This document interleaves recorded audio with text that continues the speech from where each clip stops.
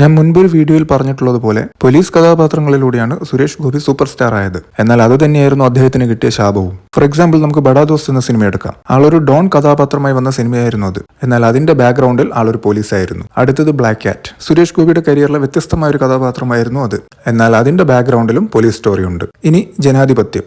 ആളൊരു മുഖ്യമന്ത്രിയാവുന്ന സിനിമയായിരുന്നു അത്. എന്നാൽ അതിന്റെ ബാക്ക്ഗ്രൗണ്ടിൽ നായകൻ ഒരു സാധാ പാർട്ടി പ്രവർത്തകനാവുന്നതിനു പകരം അവിടെയും നായകൻ പോലീസായിരുന്നു. ഇനി 2000-ന് ശേഷമുള്ള കണക്കെടുത്താൽ തെങ്കാശിപ്പട്ടണം ഒഴിച്ച് അദ്ദേഹത്തിന്റെ ഓർത്തിരിക്കുന്ന കഥാപാത്രങ്ങൾ അല്ലെങ്കിൽ സിനിമകൾ എന്ന് പറയുന്നത് ഭരത്ചന്ദ്രൻ IPS, ടൈഗർ അല്ലെങ്കിൽ ആന്റണി പുന്നൈക്കാടൻ എന്നിവയാണ്. അവയൊക്കെയും പോലീസ് വേഷങ്ങൾ തന്നെയാണ്.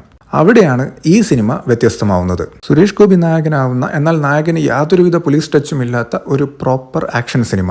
സ്വയം ജസ്റ്റിസ് നടപ്പാക്കുന്ന ഈ ഒരു കഥാപാത്രം ചെറുപ്പത്തിൽ ഒരു ആവേശമായിരുന്നു. കാര്യം തെറ്റ് ചെയ്തവരെ നായകന് കൊല്ലുമെന്ന് അറിയാമെങ്കിലും ഈ സിനിമയുടെ ഒരു ഘട്ടത്തിൽ നായകന് ഓപ്പോസിറ്റ് വരുന്ന വക്കീലായ സായ് കുമാറിനോട് നമുക്ക് അനുഭാവം തോന്നുകയും നായകനോട് ദേഷ്യം തോന്നുകയും ചെയ്യുന്ന സീനുണ്ട്. എന്നാൽ അൾട്ടിമേറ്റ്ലി ഈ പറഞ്ഞ ആള് തന്നെയാണ് വില്ലൻ എന്നറിയുമ്പോഴുള്ള ഷോക്ക് വേറെയും. ഇതുപോലൊരു എക്സെൻട്രിക് സ്വഭാവമുള്ള മറ്റൊരു സുരേഷ് ഗോപി കഥാപാത്രം എനിക്ക് ഓർത്തെടുക്കാൻ കഴിയുന്നില്ല. എങ്ങനെ നോക്കിയാലും സുരേഷ് ഗോപിയുടെ കരിയറിൽ, പ്രത്യേകിച്ച് 2000-ന് ശേഷമുള്ള സുരേഷ് ഗോപിയുടെ കരിയറിൽ എടുത്തു പറയേണ്ട ഒരു സിനിമ തന്നെയാണിത്. ഒരു വക്കീലിന്റെ കഥ പറയുന്ന സിനിമയായതുകൊണ്ട് ആ വക്കീലിനടുത്തേക്ക് പലതരം ക്ലയന്റുകൾ എത്തിപ്പെടാം എന്നൊരു സാഹചര്യം കണക്കിലെടുത്താൽ എളുപ്പത്തിൽ ഒരു സെക്കൻഡ് പാർട്ടിന് സ്കോപ്പുള്ള സിനിമയാണിത്. അങ്ങനെ ഒരെണ്ണം വരുന്നുണ്ടെന്ന് ഇടക്കാലത്ത് കേട്ടിരുന്നു. പിന്നീട് എന്തായി എന്നറിയില്ല.